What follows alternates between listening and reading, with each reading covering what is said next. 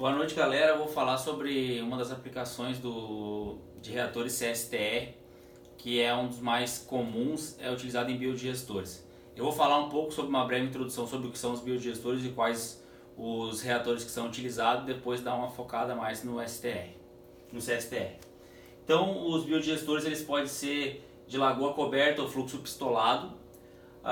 São muito utilizados em propriedades rurais devido ao baixo custo e à baixa complexidade.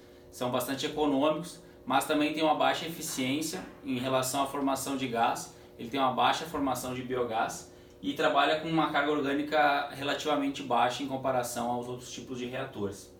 O biodigestor com o reator CSTR, ele vem da sigla Continuous Stirred Tank Reactor, que é o reator de tanque agitado continuamente. Ele trabalha com esse biodigestor, suporta alta carga orgânica e ele tem uma maior formação de biogás. A gente trabalha com uma carga volumétrica orgânica de 1 a 4 kg por metro cúbico dia de reator. E o CSTR eles apresentam aproximadamente 90% dos reatores construídos na Europa em biodigestores. Um dos projetos e artigos que eu acabei me embasando para fazer essa apresentação foi a comparação do comportamento hidrodinâmico de reatores anaeróbicos de manta de lodo e fluxo ascendente, reatores WASB, em diferentes escalas.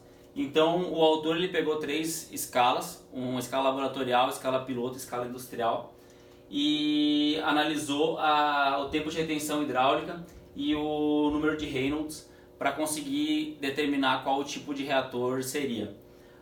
Ele analisou o número de Reynolds e verificou que o reator de 1 litro em escala laboratorial ficou com 0,67, o reator de 160 litros em escala piloto ficou em 10,29 e o reator em escala industrial com 18,8 metros cúbicos ficou com um número de Reynolds de 100,09.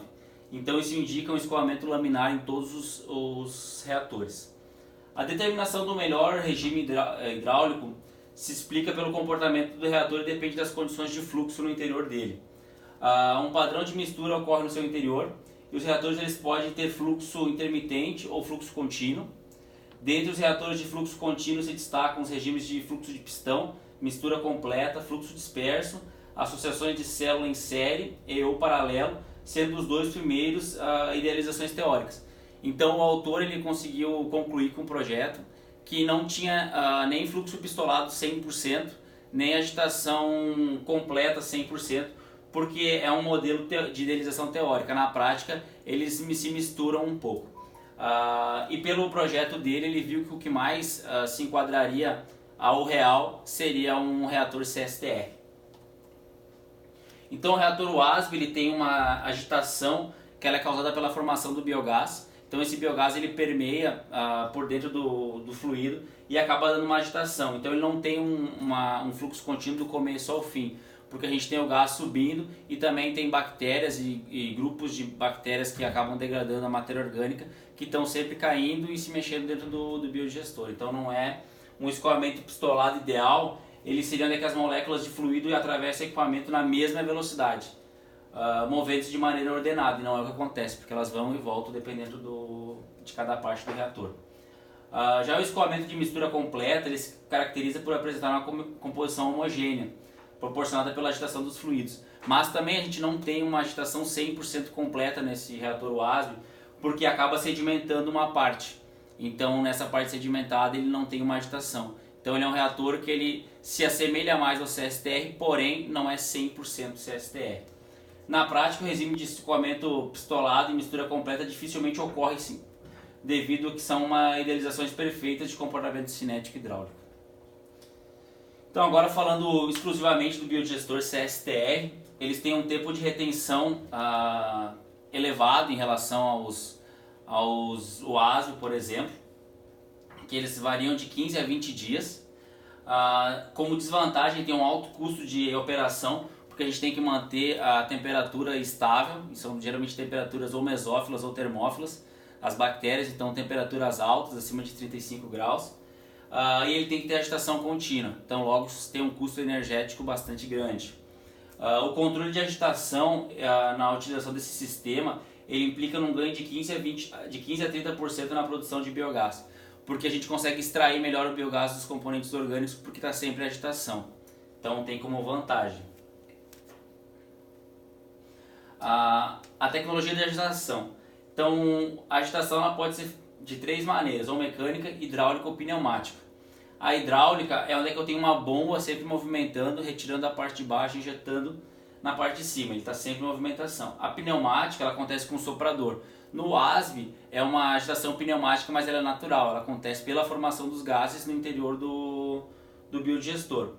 E pode ser uma agitação mecânica com bombas ou pás. A gente vai explicar no próximo slide quais são os tipos dentro dos biodigestores que se utiliza. Então, geralmente utiliza motobombas submersas com hélices, misturadores de longo eixo ou misturador em forma de pás. Esses motores são extremamente caros porque fica ligado 100% do tempo, então o gasto energético é bastante alto. Porém, tu ganha na geração de gás. Então, onde é que tu tem essa exigência de produção de gás como foco, ele é uma boa alternativa. Até na Fevale a gente tem na estação de tratamento de efluentes, tem um reator WASB, porém ele não tem como foco a obtenção de biogás, mas se assemelha também a um CSTR devido a essa geração de gás no interno. Então eu deixei aqui também um vídeo que o pessoal vai abrir aí e ele mostra como funciona um reator CSTR no interior. É uma animação feita nos Estados Unidos e é bem legal porque a gente consegue ter uma noção mais real de como é que funcionam os biodigestores, porque é uma vasta utilização do reator CSTR. Obrigado, então, até mais. Tchau, tchau.